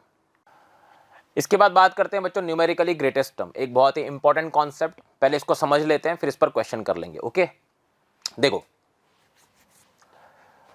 अगर मैं x प्लस वाई की पावर n के एक्सपेंशन की बात करूं और मैं मान लूं कि उसमें न्यूमेरिकली ग्रेटेस्ट टर्म है टी आर प्लस 1। अभी न्यूमेरिकली ग्रेटेस्ट टर्म का मतलब क्या है मैं आपको बता देता हूं। जैसे मान लो 1 प्लस एक्स की पावर 4 को मैं एक्सपेंड कर रहा हूं, तो मैंने इसको लिख दिया 4c0 plus 4c1x plus 4c2x square plus 4c3x cube plus 4c4x4। Okay, ये मैंने कर दिया। और इसमें मैं x बराबर हाफ पर न्यूमेरिकली ग्रेटेस्ट टर्म चाहता हूँ, तो मैं क्या करूँगा भाई, यहाँ 4c0 तो 1 हो गया, ये हो गया 4 इंटू 1/2, ये हो गया 4 इंटू 3/2 यानी कि 6 इंटू 1/4, फिर ये हो गया 4 इंटू 1/8, फिर ये हो गया 1/16। तो मेरे पास आएगा 1 प्लस 2 प्लस 3/2 प्लस 1/2 प्लस 1/16। तो आप देखिए ग्रेटेस्ट टर्म मुझे कौन सी नजर आ रही है? 2 नजर आ रही है। ये न्यूमेरिकली ग्रेटेस्ट टर्म होगी। न्यूमेरिकली ग्रेटेस्ट टर्म यानी कि मुझे फ्री फ्रॉम साइन सोचना है। मान लो अगर यहां पर माइनस का साइन भी होता तो भी मेरी न्यूमेरिकली ग्रेटेस्ट टर्म कौन होती? मेरी न्यूमेरिकली ग्रेटेस्ट टर्म 2 ही होती, क्योंकि मुझे सिर्फ वैल्यू देखनी है, मुझे सिर्फ मैग्नीट्यूड देखना है, नाम ही उसका न्यूमेरिकली ग्रेटेस्ट टर्म है। तो इसीलिए इस टॉपिक को पहले तो समझो कि आपको इसमें साइन के बारे में बात नहीं करनी है। मैग्नीट्यूड जिस भी टर्म का बड़ा है बस वही न्यूमेरिकली ग्रेटेस्ट टर्म है। क्लियर है? अच्छा, अब ध्यान से मैं इस कॉन्सेप्ट को समझाता हूं, देखना। मान लो x प्लस वाई की पावर n के एक्सपेंशन में मैं टी आर प्लस 1 को न्यूमेरिकली ग्रेटेस्ट टर्म मानता हूं, तो इसके जस्ट अगल में टी आर होगी और इसके जस्ट बगल में टी आर प्लस 2 होगी। तो मैं ये कह सकता हूं कि T R plus 1 upon T R का जो रेशियो होगा मैग्नीट्यूड के साथ, मॉड के साथ, वो हमेशा ग्रेटर देन इक्वल टू 1 होगा, क्योंकि टी आर प्लस 1 न्यूमेरिकली बड़ी है भाई। ठीक है, और मैं ये भी कह सकता हूं कि T R plus 1 upon T R plus 2 ये भी 1 से बड़ा या बराबर ही होगा। जब मैं इसको सॉल्व करूंगा, ठीक है, जब मैं इसको सॉल्व करूंगा तो मेरे पास आएगा n plus 1 upon 1 plus mod x upon y r greater than और इक्वल टू, सॉरी, तो यहां पर आएगा हमारे पास r लेस देन और equal to n plus 1 upon 1 plus mod x upon y। जब आप इसको सॉल्व करते हो तो आता है r ग्रेटर देन और equal to n plus 1 upon 1 plus mod x upon y minus 1। तो बेसिकली आपको सिर्फ ये वाली चीज याद रखनी है। ठीक है, इसको अपन एक और वेरिएबल m मान लेते हैं। तो बेसिकली r जो है वो हमेशा m-1 से बड़ा और m से छोटा या बराबर होगा, where m is what? n plus one, जो कि आपको याद रखना पड़ेगा 1 plus mod x upon Y. इसको ऐसे भी याद रखोगे आप 1 प्लस फर्स्ट अपॉन सेकेंड, क्योंकि x फर्स्ट होगा, y सेकेंड होगा। क्लियर है? और मॉड हम क्यों लगा रहे हैं? Because we are interested only in magnitude. अब अगर आपको ये बात समझ में आ गई है तो अपन ये क्वेश्चन सॉल्व करते हैं। 3 माइनस 5x की पावर 11 में हमें न्यूमेरिकली ग्रेटेस्ट टर्म निकालनी है जब x की वैल्यू 1/5 आएगी। तो हमें क्या करना है? हमें केवल ये करना है, सबसे पहले r निकालेंगे जो m-1 से m तक होगा। तो पहले m को हम अलग से सॉल्व कर लेते हैं। m हो जाएगा n plus 1/1 plus mod x upon Y. याद रहे मैंने बोला था फर्स्ट अपॉन सेकंड याद रखना। एक बार मैं n की वैल्यू चेक कर लेता हूँ। n की वैल्यू 11 है, x की वैल्यू 3 है और y की वैल्यू -5x है। ओके, अब ध्यान से सुनना। 11 plus 1/1 plus mod 3 upon -5x और x की वैल्यू कितनी है? 1/5। लो भाई साहब ये कैंसिल हो गया, 3 बचा नीचे सिर्फ। तो 12/3 प्लस 1 यानी कि 3। m की वैल्यू कितनी आई है? 3 आई है। तो यानी कि r होगा 3 - 1 से बड़ा या बराबर और 3 से छोटा या बराबर, यानी कि 2 से r चलेगा 3 तक। दोनों पर इक्वलिटी है तो r बराबर 2 भी होगा और r बराबर 3 भी होगा। यानी कि आज आपके पास दो न्यूमेरिकली ग्रेटेस्ट टर्म्स आएंगी। तो r बराबर 2 का मतलब है कि आपके पास t3 आएगी, r बराबर 3 का मतलब है आपके पास t4 आएगी। दोनों को आप सॉल्व कर सकते हो। याद रखें दोनों की वैल्यूज मैग्नीट्यूड वाइज एकदम सेम आएंगी। हो सकता है साइन प्लस माइनस का हो जाए, ऐसा हो सकता है, तो घबराने की जरूरत नहीं है, क्योंकि हम सिर्फ इंटरेस्टेड हैं किसमें? वैल्यू में, मैग्नीट्यूड में। Okay, now comes the very important topic, problems based on binomial coefficient. Problems based on binomial coefficient या कलेक्शन ऑफ बाइनोमियल कोफिशिएंट। इसमें हमें कुछ रूल्स याद रखने पड़ेंगे, कुछ रिजल्ट्स याद रखने पड़ेंगे। जैसे C0 से Cn का सम 2 की पावर n होता है, सभी इवन बाइनोमियल कोफिशिएंट्स या सभी ऑड बाइनोमियल कोफिशिएंट्स का सम 2 की पावर n-1 होता है। C0 square plus C1 square plus C2 square से Cn स्क्वायर का सम 2n Cn होता है। ये भी बहुत इंपॉर्टेंट रिजल्ट है। C0 CR हो, C1 CR प्लस 1 हो, C2 CR प्लस 2 हो, तो इसका रिजल्ट होता है 2n factorial upon n plus r factorial n minus r factorial. Basically आप इसको ऐसे लिख सकते हो, भाई इसका डिफरेंस कितना आ रहा है? r आ रहा है, इसका भी डिफरेंस कितना आ रहा है? r आ रहा है। तो आप इसको क्या लिख सकते हो? आप इसको लिख सकते हो 2n C n minus r। ठीक है, जो भी डिफरेंस आ रहा है उसको माइनस कर देंगे हम। तो ये जब सॉल्व करोगे ना आप, तो ये वही बन जाता है 2n फैक्टोरियल अपॉन 2n में से n माइनस r गया तो n प्लस r और बगल में है n माइनस r। ओके, और 2n फैक्टोरियल 2 की power n into n factorial 1 से लेकर 2n माइनस 1 के प्रोडक्ट के बराबर होता है। Very important result. ये सब रिजल्ट आपको याद होने चाहिए। अब हम क्वेश्चन स्टार्ट करते हैं। तो बच्चों, प्रॉब्लम्स ऑफ बाइनोमियल कोफिशिएंट्स में सबसे पहला क्वेश्चन आपके सामने लिखा हुआ है। बहुत ही बढ़िया क्वेश्चन है, आइए हम इसको देखते हैं। जो बच्चे पहली बार देख रहे हैं वो बहुत ध्यान से सुने, उनको बहुत अच्छा लगेगा इसमें। देखो, हमारे पास ये लेफ्ट हैंड साइड में ये एक्सप्रेशन दी हुई है। ओके, और हमें इसको इसके बराबर प्रूव करना है। तो कैसे करेंगे? देखो, सबसे पहले तो मैं आपको बता दूं वायरस कितना काम का है, यहाँ पर भी काम आएगा। NCR प्लस NCR माइनस 1 जो होता है ना, आपको बता चुका हूँ ये n+1 CR के बराबर होता है। ठीक है, इसी का इस्तेमाल हम करेंगे। जब C0 C1 C1 C2 ऐसे लिखा रहता है, मतलब उसके ऊपर n ऑलरेडी है ना। यहाँ पर भी n है, यहाँ पर भी n है, सब जगह n n है। ये एक नोटेशन होती है, n ना भी लिखें तो भी वहाँ पर n माना जाता है। ओके, तो NC0 प्लस NC1 वायरस लगाओगे तो ऊपर एक बढ़ जाएगा, नीचे जो बढ़ा है, अगले में n+1 C2, अगले में n+1 C3, इसी तरह से n+1 Cn तक आप पहुंच जाओगे। उसके बाद देखो, अब यहाँ पर सारा खेल इस चीज़ का है कि आपको ऑप्शन में क्या दे रखा है या आपको कहाँ तक जाना है। ठीक है, तो यहाँ पर n+1 की पावर n कलेक्ट होती हुई नज़र आ रही है आपको, यानी कि हम प्रॉपर्टी लगाएंगे। कौन सी? हम ये वाली प्रॉपर्टी लगाएंगे कि NCR can be written as n/r n-1 CR-1। तो जब आप ये लगाओगे तो यहाँ पर क्या आ जाएगा? n+1/1 और यहाँ हो जाएगा NC0। ठीक है, इंटू n+1/2, यहाँ क्या हो जाएगा? NC1। यहाँ हो जाएगा n+1/3, यहाँ क्या हो जाएगा NC2, यहाँ हो जाएगा n+1/n, और यहाँ हो जाएगा NCn-1। अब आप देखोगे n+1 n+1 n+1 ये सब कितनी बार मल्टीप्लाई हो रहे हैं, ये हो रहे हैं n बार मल्टीप्लाई, तो n+1 की पावर n तो आ ही गया। नीचे आपके पास है 1 × 2 × 3 से लेकर के n, और साथ में आपके पास है C0 C1 C2 से लेकर Cn-1। ओके, C0 को तो आप 1 लिख दो, और ये 1 से लेकर n तक के मल्टीप्लिकेशन को आप n फैक्टोरियल लिख दो। तो यहां पर आपका आंसर आ चुका है n+1n upon n factorial multiplied by C1 C2 से लेकर Cn-1। यहां पर C0 दे रखा है, तो आप भी C0 को कंटेन करके रख सकते हो, क्योंकि वो तो 1 ही है वैसे भी। ठीक है, तो इस तरीके से आपने क्वेश्चन सॉल्व कर लेना है। तो बहुत ही सिंपल प्रोसेस है। बेसिक प्रॉपर्टीज़ आपको याद होनी चाहिए, जो कि मैंने आपको ऑलरेडी बता दी है एनसीआर की, और उन्हीं का यूज़ इस तरह के क्वेश्चंस में होता है। ठीक है, अब हम अगले क्वेश्चन पर चलते हैं। तो ये वाला प्रॉब्लम देखो बच्चों, ये सीरीज का प्रॉब्लम है और बाइनोमियल कोफिशिएंट्स पर बेस्ड एक अच्छा क्वेश्चन है। इसको अपन एक नहीं, दो नहीं, 3 तरीकों से करने वाले हैं। सबसे पहले अपन ले रहे हैं टेक्निक नंबर 1, आराम से देखिएगा।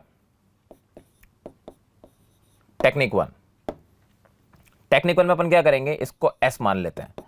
ठीक है, ये हो जाएगा C1 + 2C2 + 3C3 so on till NCn। Okay, ये अपन ने लिख दिया। जब कभी भी आपके पास बाइनोमियल कोफिशिएंट्स के बगल में जो नंबर्स हैं, यहां पर 1 है, यहां पर 2 है, यहां पर 3 है, ये AP में हो तो आप रिवर्स और ऐड कर सकते हो। ठीक है, तो इसको जब अपन रिवर्स और ऐड करेंगे तो यहां पर मैं C1 के पहले C0 और ले लेता हूं और बगल में 0 डाल देता हूं, कोई फर्क नहीं पड़ेगा इससे। ऐसा मैं क्यों कर रहा हूं आपको अगले स्टेप में मालूम पड़ेगा। जब मैं रिवर्स और ऐड करूंगा तो यहां पर आ जाएगा NCn, इसके बाद आ जाएगा n-1 Cn-1, इसके बाद आ जाएगा n-2 Cn-2 and so on. यहां पर आ जाएगा 0 C0। ओके, अब देखिए इसको अपन कर देंगे ऐड, लेकिन ऐड करने से पहले एक इंपॉर्टेंट बात, हमें पता है कि NCR होता है NCn-R के बराबर। तो Cn को हम लिख देंगे C0, Cn-1 को हम लिख सकते हैं C1, Cn-2 को हम लिख सकते हैं C2, इसी तरह से C0 को हम लिख सकते हैं Cn। तो आपको समझ में आया होगा क्यों मैंने यहां पर C0 वाली टर्म को इंसर्ट किया है, क्योंकि NCn जो है उसका रिश्ता NC0 से होता है, तो इसलिए NC0 का आना जरूरी था मार्केट में। अब जब मैं इसको ऐड करूंगा तो 2S बराबर, देखो यहां पर C0 कॉमन आ जाएगा, n बचेगा, यहां पर भी C1 कॉमन आ जाएगा, n-1 + 1 n बचेगा, तो n सब में से कॉमन आएगा, तो C0 + C1 + C2 + so on till Cn आपके पास आ जाएगा। और C0 से Cn तक का सम आपको बहुत अच्छे से पता है, ये होता है 2 की पावर n। तो यहां पर जब आप S की वैल्यू निकाल रहे होंगे तो वो आएगा n × 2 की power n/2, that means n × 2 की power n-1। This should be your answer. ये हमने किया है पहली टेक्निक से। अब हम करेंगे सेकंड टेक्निक से। सेकंड टेक्निक कौन सी है, आइए देखते हैं। तो टेक्निक 2 देखते हैं। टेक्निक 2 में हम क्या करेंगे, हम जनरल टर्म का इस्तेमाल करेंगे। जनरल टर्म के लिए आप इसके nth टर्म को अगर ऑब्जर्व करें, nth टर्म को अगर आप ऑब्जर्व करें तो आप यहां से जनरल टर्म निकाल सकते हो। ठीक है, जनरल टर्म होगी इसकी RCR, जिसको हम इस्तेमाल करेंगे। अब देखिए, तो general term is RCR। Okay, तो सम क्या हो जाएगा, सम हो जाएगा सिग्मा ऑफ जनरल टर्म, यानी कि RCR। कहां से कहां तक, R = 1 से लेकर के n तक चल रहा था, ये अपने को पता ही है। अब इसको कैसे सॉल्व करेंगे, RCR है, इसको RNCR लिख दो, कोई बुराई वाली बात नहीं है, नोटेशन है वो तो NCR की। R = 1 से लेकर के n है, ये R हो गया, ये है n/R। Okay, then n-1 CR-1। Okay, R से R कैंसिल, प्रॉपर्टी लगाई है मैंने, n बाहर आ जाएगा, सिग्मा के अंदर रहेगा R = 1 से लेकर n, n-1 CR-1। ओके, और जब आप इसको ओपन अप करोगे, ध्यान से देखिएगा, तो ये हो जाएगा n-1c0 n-1c1 से लेकर n-1c n-1, और ये किसका सम होता है? ये होता है 2 की पावर n-1 के बराबर। तो आपका आंसर फिर से कितना आ गया? n इंटू 2 की पावर n-1। ये सेकंड टेक्निक है यूजिंग जनरल टर्म। अब इसी क्वेश्चन को करने का एक और तरीका मैं आपको बताता हूं, जो कि कैलकुलस की दुनिया से आता है, टेक्निक 3। देखिए ध्यान से, टेक्निक 3 में हम क्या करेंगे? 1 प्लस एक्स की पावर n के एक्सपेंशन को लिख लेते हैं, which is c0 plus c1x plus c2x square plus so on till cnx की पावर n। अब क्या करेंगे? डिफरेंशिएट कर देंगे विद रिस्पेक्ट टू x, ठीक है? Differentiate with respect to x। जब आप करोगे तो यहां पर हो जाएगा n times of 1 plus X की पावर n-1, ये हो जाएगा c1 plus twice c2x plus thrice c3x square so on till n cnx n-1। और अब आपको सिर्फ क्या करना है? x की जगह 1 पुट कर देना है। तो आप देखोगे राइट हैंड साइड पर आपकी सीरीज आ जाएगी जिसका कि सम आपसे पूछा गया था। तो ये एक बढ़िया टेक्निक निकल करके आई कैलकुलस की दुनिया से, बट ये हर एक क्वेश्चन में लगे ये ज़रूरी नहीं है, पर जिसमें लगती है अगर आपको उसमें क्लिक कर जाए तो मज़ा आ जाता है। तो इस क्वेश्चन को अपन ने 1 नहीं 2 नहीं 3 तरीकों से किया है, और हर एक तरीका आपको समझ में आना चाहिए। Okay, so now the next question, ठीक है? नेक्स्ट क्वेश्चन में देखिए क्या करेंगे। हमें एक सीरीज दे रखी है, उसका सम निकालना है। बहुत ही फेमस क्वेश्चन है, आराम से देखेंगे। ऐसे क्वेश्चंस में हम क्या करेंगे? 1 प्लस एक्स की पावर n का एक्सपेंशन लिखेंगे, तो हमारे पास आ जाएगा c0 plus c1x plus c2x square plus c3x cube plus so on cnxn।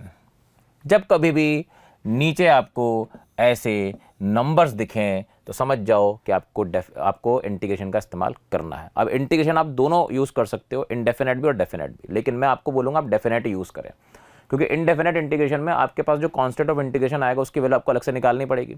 लेकिन अगर आप डेफिनेट इंटीग्रेशन यूज़ करोगे तो आप 0 से x लिमिट के साथ अगर आप इसको सॉल्व करो तो वो कांस्टेंट की वैल्यू ऑटोमेटिकली आपके पास आ जाएगी, क्योंकि कई बार बच्चे उस कांस्टेंट की वैल्यू को निकालना भूल जाते हैं, निकालना छोड़ो वो सी लगाना ही भूल जाते हैं और आंसर गड़बड़ा जाता है उनका।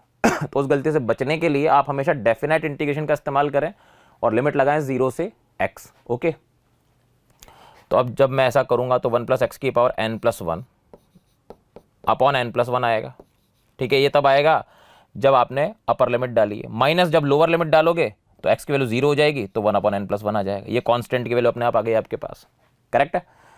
उसके बाद आगे बढ़ेंगे, इंटीग्रेशन करेंगे c0x plus c1x square by 2 plus c2x cube by 3 plus so on till cnxn plus 1 upon n+1।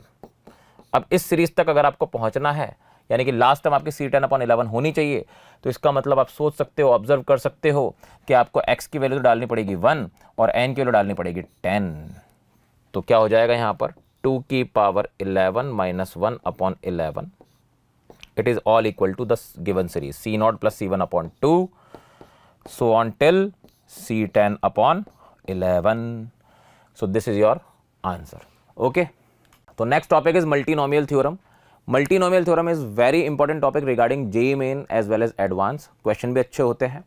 Multinomial theorem में बच्चे अक्सर प्रॉब्लम फील करते हैं, लेकिन आप अगले 5 से 10 मिनट अच्छे से सुनोगे तो कभी कोई प्रॉब्लम आपको नहीं होने वाली है। ओके, तो अपन स्टार्ट कर रहे हैं मल्टीनोमियल थ्योरम। देखो, बाइनोमियल थ्योरम में आपने क्या देखा, बाइनोमियल एक्सप्रेशन के ऊपर पावर n चढ़ा दोगे तो उसको जब एक सीरीज की तरह लिखते हो आप, तो फिर वो बाइनोमियल थ्योरम है। मल्टीनोमियल थ्योरम में क्या होता है, 2 से ज़्यादा टर्म्स होती हैं और उसके ऊपर पावर n होती है, और फिर उसको जब आप एक सीरीज की तरह लिखते हो तो फिर वो मल्टीनोमियल थ्योरम बन जाती है। बिल्कुल सिमिलरली मैं आपको कंपेयर कर करके बताऊंगा। ओके, ध्यान से देखिए, कुछ पॉइंट्स मैं आपको लिखवा देता हूं इसमें जो कि आपके काम आएंगे। सबसे पहले, it is the formula to express it is a formula to express x1 plus x2 plus so on till xr whole power n in form of a series, in form of a series. इसको एक series के form में expand करने का तरीका है। बिल्कुल जैसे बायनोमियल थ्योरम में आप बायनोमियल एक्सप्रेशन के ऊपर जब पावर n लगा देते हो और उसको जब आप एक सीरीज की तरह खोलते हो तो बायनोमियल थ्योरम हो जाती है, वैसे ही मल्टीनोमियल टर्म्स के ऊपर पावर n हो और फिर आप उसको एक सीरीज की तरह खोलोगे तो वो मल्टीनोमियल थ्योरम हो जाती है। ठीक है, इसमें जो जनरल टर्म होती है बच्चों वो कुछ ऐसी होती है, n फैक्टोरियल अपॉन, ये भी मैं आपको समझाऊंगा बहुत इजीली। आपने अभी तक बायनोमियल में ये चीज़ ऑब्जर्व नहीं करी होगी जो कि मैं आपको अभी थोड़ी देर बाद करवाने वाला हूँ, बहुत ध्यान से सुनिएगा। ये हो जाएगा मल्टीप्लाई होते होते PR फैक्टोरियल तक, ओके। और यहाँ पर होता है x1 की पावर P1, x2 की power P2, so on till x3 की XR की पावर PR। इंपॉर्टेंट बात यह है कि इन सभी x1 x2 x3 की पावर्स का सम n होना चाहिए। सारी बातें वही हैं जो कि बायनोमियल थ्योरम में हुआ करती हैं। अब आप बहुत ध्यान से सुनिएगा, मैं आपको ये एक्सप्लेन करके बताता हूँ कि सारी बातें मैंने क्या लिखी हुई हैं। उससे पहले मैं आपको बता दूँ, इसको हम कहते हैं मल्टीनोमियल कोफिशिएंट। बिल्कुल वैसी बात जैसे हमारे पास बायनोमियल कोफिशिएंट हुआ करता था, वैसे ही हमारे पास आज के बाद होगा मल्टीनोमियल कोफिशिएंट, यानी कि जनरल टर्म है। जनरल टर्म में जो कोफिशिएंट है उसको नाम दिया गया है मल्टीनोमियल कोफिशिएंट। अब एक एक करके आप बात को ध्यान से सुनिएगा। देखो, मान लो मेरे पास x प्लस वाई की पावर 5 होता और मैं इसको एक्सपेंड करने वाला होता, तो मैं इसको लिखता 5c0 x की power 5 plus 5c1 x4y plus 5c2 x cube y square so on till 5c5 y5। बहुत ध्यान से सुनिए, मल्टीनोमियल थ्योरम को मैं इसी की मदद से एक्सप्लेन करने वाला हूं। अब इसमें जनरल टर्म मैंने लिखा है, ये है, इसकी भी जनरल टर्म ऐसी होती है, लेकिन आपको अपन क्या करते हैं एनसीआर के फॉर्मेट में लिखवा देते हैं, तो आप शायद अभी कंपेयर नहीं कर पा रहे, लेकिन मैं आपको अभी करवाता हूं। इसको आप देखो, x की पावर 5 के बगल में क्या लिखा हुआ है, 5 factorial upon 0 factorial 5 factorial, y की पावर 0 है। यानी यहां पर क्या था, x1 x2 x3 xr सबका प्रोडक्ट था, उनके ऊपर पावर्स थी, तो आपके कोफिशिएंट में क्या आ रहा था, टोटल पावर का फैक्टोरियल अपॉन इंडिविजुअल x की पावर्स का फैक्टोरियल का प्रोडक्ट। ओके, यहां पर भी वही हो रहा है, x की पावर 5 y की पावर 0, तो x के ऊपर 5 है y के ऊपर 0 है, तो टोटल फैक्टोरियल, टोटल पावर के फैक्टोरियल के नीचे इन दोनों x और y की पावर्स का फैक्टोरियल लगा देते हैं। सिमिलरली आगे देखो, ये क्या लिखा है 5c1 यानी कि 5 फैक्टोरियल अपॉन 4 फैक्टोरियल 1 फैक्टोरियल, और यहां पर x की पावर 4 y की पावर 1, यानी कि x के ऊपर जो पावर थी उसका फैक्टोरियल नीचे, y के ऊपर जो पावर थी उसका फैक्टोरियल नीचे, ऊपर टोटल का फैक्टोरियल। तो जब मल्टीनोमियल में आप बात करोगे तो n फैक्टोरियल टोटल का फैक्टोरियल अपॉन इंडिविजुअल x की पावर्स का फैक्टोरियल मल्टीप्लिकेशन में, और यहां पर x1 x2 x3 ये सब मल्टीप्लाई हो जाएंगे अपनी अपनी पावर्स के साथ। याद रहे, हर एक टर्म में सभी पावर्स का एडिशन जो है वो n के बराबर होना चाहिए। वो तो यहां पर भी होता है, देखो 5 + 0 5 होता है, 4 + 1 5 होता है। अगला देखो, ये हो जाएगा 5 फैक्टोरियल अपॉन x के ऊपर क्या पावर है 3, तो 3 फैक्टोरियल, y के ऊपर क्या पावर है 2, तो 2 फैक्टोरियल। ओके, यहां पर हो जाएगा x क्यूब और y स्क्वायर, या वापस आप देखो x और y की पावर्स का सम कितना है 5 है। इतनी सी बात है, उम्मीद है आपको समझ में आ गया होगा। बायनोमियल थ्योरम के कंपैरिजन से मल्टीनोमियल थ्योरम बहुत ईजी हो जाती है। ठीक है, आपको जो चीज़ याद रखनी वो ये है, ये बहुत काम की चीज़ है, इस पर बहुत अच्छे अच्छे क्वेश्चंस बन चुके हैं, बनते हैं और इसी पर बनते हैं। तो अब हम स्टार्ट करें क्वेश्चन से। ठीक है, देखो पहला क्वेश्चन जेई मेन में आया हुआ क्वेश्चन, आपसे बोला है कोफिशिएंट ऑफ x की पावर 4 आप बताओ इन the expansion of 1 + x + x² की पावर 10। इससे पहले मैं एक छोटा सा क्वेश्चन और ले लेता हूं अपनी तरफ से, ताकि आप थोड़ा सा अच्छा फील करेंगे उसमें। ओके, मान लो ax + by + cz whole power 9 में आपसे किसी ने x² y4 और z³ का कोफिशिएंट पूछ लिया, x² y4 और z³ का कोफिशिएंट पूछ लिया। तो आप इसको कैसे करोगे, बिल्कुल जनरल टर्म का इस्तेमाल करके आपको इसको सॉल्व करना है। यानी कि जनरल टर्म लिख लो पहले, 9 फैक्टोरियल अपॉन, यहां पर ले लेते हैं अपन p factorial, q factorial, r factorial, ठीक है। और यहां पर ले लेते हैं ax की पावर p, by की पावर q और cz की पावर r। ये अपने पास जनरल टर्म हो गई, ओके। अब x के ऊपर पावर कितनी दिख रही है आपको, 2, तो आप p की वैल्यू को 2 ले लोगे। y के ऊपर पावर कितनी दिख रही है, 4, तो आप q की वैल्यू को 4 ले लोगे। और z के ऊपर पावर कितनी दिख रही है, 3, तो आप r की वैल्यू को 3 ले लोगे। तो आपका आंसर कितना होने वाला है, देखो 9 factorial upon 2 factorial, 4 factorial, 3 factorial, यहां पर हो जाएगा a की पावर p यानी कि 2, b की पावर 4, c की पावर 3, और ये सब कोफिशिएंट है, ये पूरा कोफिशिएंट है किसका, x स्क्वायर, y4 और z क्यूब का। इंपॉर्टेंट बात ये थी कि सभी वेरिएबल्स की पावर्स का सम कितना होना चाहिए, 9 के बराबर होना चाहिए। तो आपको समझ में आ गया होगा कि किस तरीके से हमें जनरल टर्म का इस्तेमाल करना है, ठीक है। अब अपन इस क्वेश्चन पर आते हैं। ये एकदम सिंपल सा क्वेश्चन था, लेकिन इसको बताना इसलिए ज़रूरी था क्योंकि इसमें आपने एप्लीकेशन सीखी जनरल टर्म की, ठीक है। आपको समझ में आया नहीं आया, कमेंट बॉक्स में ज़रूर बताना। अब देखो अगला, कोफिशिएंट ऑफ x की पावर 4 हमें निकालना है इसके एक्सपेंशन में। अब ये क्वेश्चन जेईई मेन में आया हुआ क्वेश्चन है, रिसेंट क्वेश्चन है, देखिएगा ध्यान से। सबसे पहले मैं क्या करूंगा, मैं जनरल टर्म लिख दूंगा 10 factorial upon p factorial, q factorial, r factorial. 1 के ऊपर पावर p, x के ऊपर पावर q, x स्क्वायर के ऊपर पावर r। तो यहां पर मैं देखूंगा कि x की जो पावर है वो कलेक्ट होकर के q प्लस 2r बन गई है, और q प्लस 2r किसके बराबर होना चाहिए, 4 के बराबर। तो एक बात तो मुझे ये पता पड़ेगी q प्लस 2r किसके बराबर है भाई साहब, 4 के बराबर है। एंड दूसरी बात मुझे पता है कि p plus q plus r मिल करके कितना होना चाहिए, मिल करके 10 के बराबर होना चाहिए। तो अब मुझे p q r की वैल्यू इन दोनों रिलेशनशिप्स को ध्यान में रखते हुए लेनी पड़ेगी। ऐसा करने के लिए अब हमें टेबल बनाना पड़ेगा, ठीक है। तो यहां पर मैं लिख देता हूं p, यहां पर मैं लिख देता हूं q, यहां पर मैं लिख देता हूं r, और मुझे पता है p plus q plus r तो 10 ही होना है। डिफरेंट डिफरेंट केसेस हम ले लेंगे, p plus q plus r तो 10 के ही बराबर है।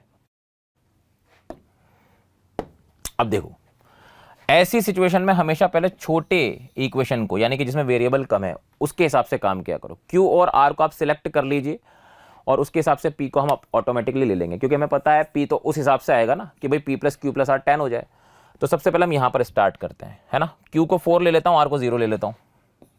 q को 4, r को 0, तो बताओ p कितना होगा, 6 होगा, क्योंकि p plus q plus r कितना होना चाहिए था, 10 होना चाहिए था, यहां पर लिखा हुआ है। फिर मैं q को 2 ले लेता हूं, r को 1 ले लेता हूं, तो ये q प्लस 2r फिर से 4 हो जाएगा, और ये कितना हो जाएगा, ये हो जाएगा आपके पास 7। फिर मैं q को 0 ले लेता हूं, r को 2 ले लेता हूं, फिर ये कितना हो जाएगा, 8। इसके अलावा और कोई पॉसिबिलिटी हमारे पास नहीं है। इसी तरीके से आपको q प्लस 2r की वैल्यू 4 मिल सकती है, और कोई पॉसिबिलिटी हमारे पास नहीं है, ओके। तो अब हम क्या करेंगे, अब आपको सिर्फ इतना करना है कि ये जो कोफिशिएंट आया है ना आपके पास, ठीक है, इसमें एक बार आप ये वाला केस ले लोगे, एक बार ये वाला केस ले लोगे, एक बार ये वाला केस ले लोगे, तो आपका आंसर कितना आ जाएगा, देखो आपका आंसर आ जाएगा 10 फैक्टोरियल अपॉन पहला case 6 factorial, 4 factorial, 0 factorial, okay. और ये q प्लस 2r तो 4 ही है, तो ये कोफिशिएंट पहला आ गया इस केस के हिसाब से, प्लस क्योंकि सारे केसेस हैं तो आपको ऐड करना पड़ेगा। फिर 10 factorial upon 7 factorial, 2 factorial, 1 factorial, फिर 10 factorial upon 8 factorial, 0 factorial, 2 factorial. इसको आप ऐड कर देंगे, आपके पास आंसर आ जाएगा। उम्मीद है ऐड तो आप कर ही लोगे। क्लियर है? इस तरीके से आपको मल्टीनोमियल के क्वेश्चंस को सॉल्व करना पड़ेगा बच्चों, ठीक। तो बच्चों अब आपके सामने एक और क्वेश्चन ले रहा हूं मैं। इस तरह के क्वेश्चंस आपने बहुत देखे होंगे आपके मॉड्यूल्स में, हर जगह पर। तो इसको कैसे सॉल्व करते हैं मैं आपको प्रॉपरली एक्सप्लेन कर रहा हूं, ध्यान से सुनना बस आप, ठीक है।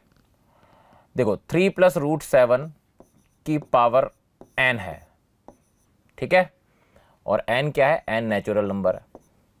तो आपको कमेंट करना है इसके नेचर ऑफ इंटीग्रल पार्ट पे, find nature of integral part, ये क्वेश्चन है, ध्यान से सुनना आप। इस तरह के क्वेश्चंस आपने बहुत देखे होंगे, मैं आपको बताता हूँ इसको प्रॉपरली कैसे करते हैं। सबसे पहले तो आप ये जान लें कि कोई भी रियल नंबर होता है ना, it is always having integral and fractional part. Okay, integral plus fractional part होता है उसमें। उसी चीज का फायदा अपन यहां पर उठाते हैं। भाई 3 + √7 है, √7 तो एक परफेक्ट स्क्वायर क्वांटिटी है नहीं, तो कुछ ना कुछ डेसिमल में वैल्यू तो आएगी ही सही उसकी। उसके ऊपर पावर n चढ़ा रखा है आपने। ओके, तो इसमें कुछ ना कुछ फ्रैक्शनल पार्ट जरूर है, लेकिन इसमें इंटीग्रल पार्ट भी होगा, जैसा कि हम बात कर चुके हैं। कोई भी रियल नंबर में ये दोनों पार्ट होते ही होते हैं। तो सबसे पहली बात है कि आप इसको i + f मान लोगे, इंटीग्रल प्लस फ्रैक्शनल के बराबर मान लोगे। किसको? 3 + √7 की पावर n को, एंड जस्ट एक्सपेंडेड बाइनोमियली। nc0 3 की पावर n प्लस nc1 3 की power n-1 into √7 plus nc2 3 की पावर n-2 √7 का square and so on till ncn √7 की पावर n। ओके, अब बहुत ध्यान से सुनना अगली स्टेप। अब आपको क्या करना है, इन दोनों वैल्यूज में से जो बड़ी है उसमें से छोटी को माइनस करना है। पहले तो आप ये सुन लो, इस तरह के क्वेश्चन में हमेशा आपको ऐसा ही सेट मिलेगा, एक रैशनल और एक इर्रेशनल, एक रैशनल और एक इर्रेशनल। और सबसे पहले आपको क्या करना है, सबसे पहले आपको i + f मान करके उसको बाइनोमियल एक्सपेंड कर देना है। उसके बाद ध्यान से सुनो, उसके बाद बड़े में से छोटा घटा करके आपको f' के बराबर मानना है। क्यों मैं ऐसा बोल रहा हूं? क्योंकि हमेशा वो ऐसे रैशनल और इर्रेशनल का पेयर आपको देगा जिसमें जब आप बड़े में से छोटे को घटाओगे तो आपके पास हमेशा एक फ्रैक्शनल वैल्यू ही आएगी, तभी ये क्वेश्चन बनेगा, वरना नहीं बनेगा। ठीक है ना? तो अब कैसे पता लगाएं सर इसमें से कौन बड़ा है कौन छोटा है? बहुत आसान बात है। पहली बात तो कुछ लोग तो √7 और 3 को वैसे ही कंपेयर कर लेंगे, लेकिन मैं फिर भी आपको बता देता हूं, कई बार ऐसी वैल्यूज भी आ जाती है जिसको अपन तुरंत देख करके बता नहीं सकते कि कौन बड़ा है कौन छोटा है। ठीक है, तो आप क्या किया करो उस केस में, मैं आपको बताता हूं। उस केस में आप क्या किया करो, दोनों का स्क्वायर कर लिया करो। 3 का स्क्वायर कितना होगा? 9, और √7 का स्क्वायर 7, तो यानी कि ये बड़ा है, यानी कि 3 और √7 में 3 बड़ा होने वाला है। ठीक है, तो मैंने क्या बोला था, जो बड़ा है उसमें से छोटे को घटाओ, जो बड़ा है उसमें से छोटे को घटाओ। और अब जैसा कि मैंने बोला, मैं फिर से अपनी बात रिपीट कर रहा हूं, वो आपको ऐसा रैशनल और इर्रेशनल का पेयर देगा जिसमें बड़े में से छोटे को घटाने पर हमेशा फ्रैक्शनल वैल्यू ही आएगी। अभी आप 3 में से √7 को घटाओगे, है ना, तो हमेशा आपके पास फ्रैक्शनल वैल्यू ही आने वाली है, तो उसको आप f' मान लेंगे। ठीक है, क्योंकि उसका फ्रैक्शनल f के बराबर हो ये जरूरी तो नहीं, इसलिए उसको आप अलग फ्रैक्शनल मानेंगे f', और इसको भी आप बाइनोमियली एक्सपेंड कर दें। तो nc0 3 की पावर n माइनस nc1 3 की power n-1 into √7 plus nc2 3 की पावर n-2 √7 का square, so on till ncn minus of √7 की पावर n। ओके, अब क्या करेंगे, ध्यान से सुनो। हमें तो इंटीग्रल पार्ट की बात करनी है, तो इंटीग्रल पार्ट की जब आपको बात करनी है तो आपको जितने भी रूट वाली क्वांटिटीज हैं जो कि परफेक्ट स्क्वायर में नहीं तब्दील हो सकती, उनको हटा देना है। तो आपको देखना पड़ेगा आपको ये प्रोसेस ऐड करके मिलेगा या फिर सब्ट्रैक्ट करके मिलेगा। कई लोगों को लगता है हमेशा ऐड ही करना होता है, वो गलत है। आपको सोचना पड़ेगा कि किस तरीके से मनहूस टर्म्स हट रही है। मनहूस टर्म्स कई बार ऐड करने से हटती हैं, कई बार सब्ट्रैक्ट करने से हटती हैं। फिलहाल इस केस में √7 वाली क्वांटिटी है, बीच में प्लस इनके साथ ऑपोजिट साइन है, तो इनको ऐड करूंगा तो ये कट जाएंगे, तो यानी कि मुझे यहां पर ऐड करना पड़ेगा। ठीक है ना, तो i + f', ये कर दिया मैंने। ये हो जाएगा 2 टाइम्स nc0 3 की पावर n प्लस nc2 3 की पावर n-2 इंटू √7 का स्क्वायर 7 एंड सो ऑन। अब ये कुछ भी बने, लेकिन ये मुझे पता है कि ये एक इंटीजर ही बनेगा, क्योंकि NCR के साथ खूबसूरत वैल्यूज हैं। और अगर ये एक इंटीजर बनेगा और 2 से मल्टीप्लाई हो रहा है, तो मैं ये कह सकता हूं कि ये एक इवन इंटीजर ही बनेगा। यानी कि अब i + f' एक इवन इंटीजर है। ध्यान से सुनना, इस इंटीजर में कुछ जोड़ने पर मुझे एक इवन इंटीजर मिल रहा है। इस इंटीजर i में f प्लस एफ डैश जो कि स्क्वायर ब्लॉक में मैंने फिट कर दिया है, जोड़ने पर मुझे एक इवन इंटीजर मिल रहा है। इसका मतलब है ये मस्ट बी एन इंटीजर, ये एक इंटीजर ही होना चाहिए, मस्ट बी एन इंटीजर, ये एक इंटीजर ही होना चाहिए। अब ध्यान से सुनना, अब इस इंटीजर की वैल्यू हम कैसे निकालेंगे, यही बहुत इंपॉर्टेंट बात है, बहुत ध्यान से सुनते जाइए। देखो हमें पता है फ्रैक्शनल जो है ना, पर्टिकुलर इसका फ्रैक्शनल कुछ ना कुछ तो होगा। एक्चुअल में तो फ्रैक्शनल की रेंज होती है 0 क्लोज से 1 ओपन, लेकिन यहां पर फ्रैक्शनल कुछ ना कुछ तो आएगा, 0 तो नहीं ही आएगा। 0 तो पर प्योर इंटीजर के लिए आता है और प्योर इंटीजर ये है ही नहीं, तो आप यहां पर फ्रैक्शनल की वैल्यू लोगे 0 से लेकर 1 और ये भी कुछ ना कुछ तो है ही, तो यहां पर एफ डैश भी लिया जाएगा 0 से 1।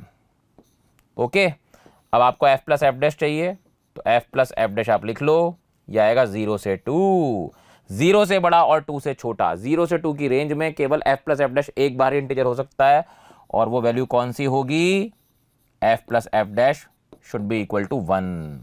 तो अगर एफ प्लस एफ डैश 1 है, ध्यान से सुनो, तो आई में 1 जोड़ने पर एक इवन इंटीजर आ रहा है, तो आई बराबर हो जाएगा इवन माइनस 1, और इवन में से एक घटाने पर आपको मिलेगा हमेशा ऑड। तो इसका मतलब आपके गिवन नंबर का इंटीग्रल पार्ट का जो नेचर था वो कैसा था, ऑड था। एक बार फिर से मैं एक्सप्लेन कर दूं। सबसे पहले आपको रैशनल और इर्रेशनल का पेयर दिया जाएगा हमेशा, उसमें आपको उसको आई प्लस एफ लेकर के काम करना है। उसके बाद बड़े में से छोटे को घटा करके एफ डैश मानना है, ऐड करना है, सब्ट्रैक्ट करना है। ये डिपेंड करता है कि वो मनहूस टर्म्स किस तरीके से कटेंगी, ठीक है। अगर वो सब्ट्रैक्शन से कट रही तो सब्ट्रैक्ट कर दो, अगर वो एडिशन से कट रही है तो ऐड कर दो। मैंने यहाँ पर ऐड कर दिया। ऐड करने के बाद मैंने देखा आई में एफ प्लस एफ डैश जोड़ने पर मेरे पास एक इवन इंटीजर आ रहा है, और आई खुद भी एक इंटीजर था, तो एफ प्लस एफ डैश का भी इंटीजर होना जरूरी है, ठीक है। अब एफ प्लस एफ डैश मैंने यहाँ पर रेंज लगा के निकाला, तो 1 के बराबर आया, तो आई बराबर हो जाएगा even minus 1, that is odd. तो आई का नेचर कैसा आया है, ऑड आया है, ठीक है। अब आगे बढ़ते हैं। Now comes binomial theorem for any index. Any index का मतलब है या तो हमारे पास, भाई हमने जो पहले वाली थ्योरम पढ़ी है वो n belongs to natural number के लिए पढ़ी है, अब हम पढ़ेंगे नेगेटिव इंटीजर या रैशनल नंबर के लिए। ओके, तो उसके लिए जो बाइनोमियल थ्योरम है वो इस तरीके से होती है, आपके सामने लिखी हुई है, देखिए ध्यान से। 1 प्लस एक्स की power n, 1 plus N X plus फिर एक फैक्टर कम करो n माइनस 1, कितने फैक्टर हो गए, 2 फैक्टर हो गए, n और n माइनस 1, उतना ही फैक्टोरियल नीचे और x के ऊपर उतनी ही पावर, फिर एक फैक्टर और कम हो जाएगा, तो कितने फैक्टर हो गए ऊपर, 3, उतनी ही x की पावर और उतना ही फैक्टोरियल नीचे। ऐसे करते करते आप चलोगे तो आप इसकी rth टर्म यानी x की पावर r का कोफिशिएंट लिख पाओगे। क्या हो जाएगा, n minus 1 so on till n minus r minus 1। r minus 1 क्यों आया, क्योंकि जब आप x की पावर 3 ले रहे थे तो आप 2 पर रुक गए, जब आप x की पावर 2 ले रहे थे तो आप 1 पर रुक गए, तो जब आप x की पावर r लोगे तो आप r माइनस 1 पर रुक जाओगे, करेक्ट है, और नीचे r फैक्टोरियल आ जाएगा। तो ये है आपके पास एक्सपेंशन किसी भी पावर के लिए, ठीक है। Specially n belongs to rational number. Rational number में इंटीजर भी आ गए, नेगेटिव इंटीजर भी आ गए, ओके, लेकिन यहां पर स्पेशली नेगेटिव इंटीजर की बात हो रही है, ठीक है। अब ध्यान से सुनना, इसमें कुछ बातें हैं। पहली बात तो यहां पर फर्स्ट प्लेस पर 1 ही होना चाहिए, ये जो x है ये हमेशा -1 से 1 के बीच में होना चाहिए, और नंबर ऑफ टर्म्स तो इसमें इनफाइनाइट होते ही हैं, ठीक है। अब देखो नोट, जब आपके पास n एक पॉजिटिव इंटीजर होगा तब तो हम पुरानी वाली बाइनोमियल थ्योरम की बात कर रहे होंगे, और NC0 NC1 के हिसाब से हम काम कर सकते हैं। Indexes other than a positive integer such as negative integer या फ्रैक्शन, तब number of terms in the expansion वो इनफाइनाइट हो जाती है। NCR सिंबल यूज नहीं होता, ठीक है, to denote the coefficient of general term. और ये वाले एक्सपेंशंस उसी की देन है, वहीं से बने हैं। जब आप 1 प्लस एक्स की पावर n में n बराबर -1 रख दोगे तो ये आ जाएगा। अब बेसिकली देखो ये जीपी है ना, इनफाइनाइट जीपी का सम है भाई। अगर आप इसको उल्टा करके देखो तो 1 minus x plus x square, ये जीपी तो है इनफाइनाइट टर्म्स की, इसका सम क्या आएगा 1/1 प्लस एक्स, यानी कि 1 प्लस एक्स की पावर -1। यानी कि सीक्वेंस एंड सीरीज में हम राइट हैंड साइड से LHS में जाते थे, और आज हमें एक ऐसा फॉर्मूला मिला है जिससे कि हम सम से वापस सीरीज में आ जाते हैं। और शायद इसीलिए mod x लेस देन 1 दे रखा था, क्योंकि इनफाइनाइट टर्म्स ऑफ जीपी के लिए कॉमन रेशियो की वैल्यू हमेशा -1 से 1 में रहती है। ये सारे एक्सपेंशंस आपको याद रखने पड़ेंगे, इंपॉर्टेंट एक्सपेंशंस हैं। 1 प्लस एक्स की पावर -2, देखो 1 minus 2x plus 3x square minus 4x cube, और 1 माइनस एक्स की पावर -2, जब दोनों तरफ माइनस होता है तो यहाँ पर प्लस प्लस आता है, याद रखने का तरीका है ना। यहाँ पर भी देखो दोनों तरफ माइनस माइनस आया, 1 माइनस एक्स की पावर -1, तो 1 plus x square x cube, इस तरह से आप याद रख सकते हो। ओके, अब इस पर देखो एक क्वेश्चन आया है, if x is so small such that its square and higher powers may be neglected, मतलब स्क्वायर पावर भी नेग्लेक्ट की जा सकती है और उससे बड़ी पावर भी नेग्लेक्ट की जा सकती है। Then find approximate value of this expression.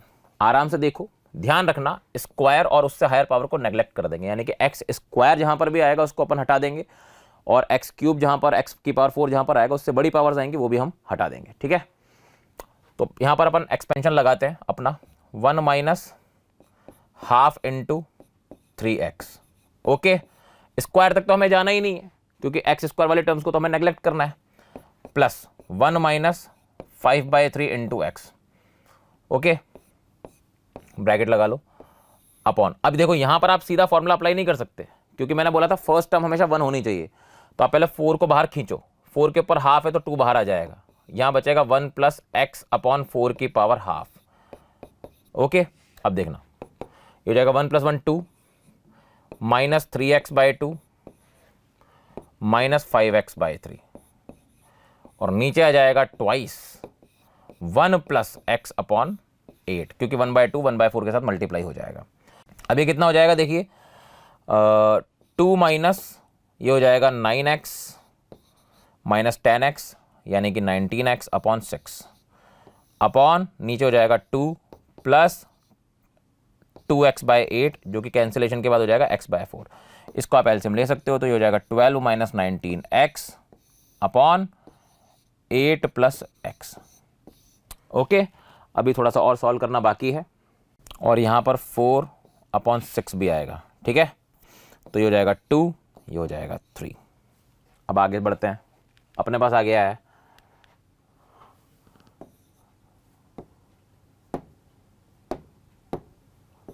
2 into 12 minus 19x upon 3 into x plus 8 की पावर -1। सही है,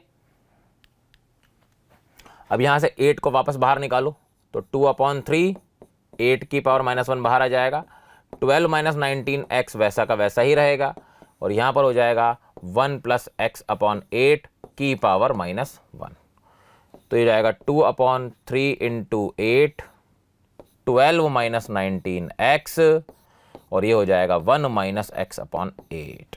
ओके, अब आप इसको सॉल्व करोगे तो 1/12 ये हो जाएगा 12 minus 12x/8 minus 19x plus 19x square by 8 जो अगेन नेग्लेक्ट हो जाएगी।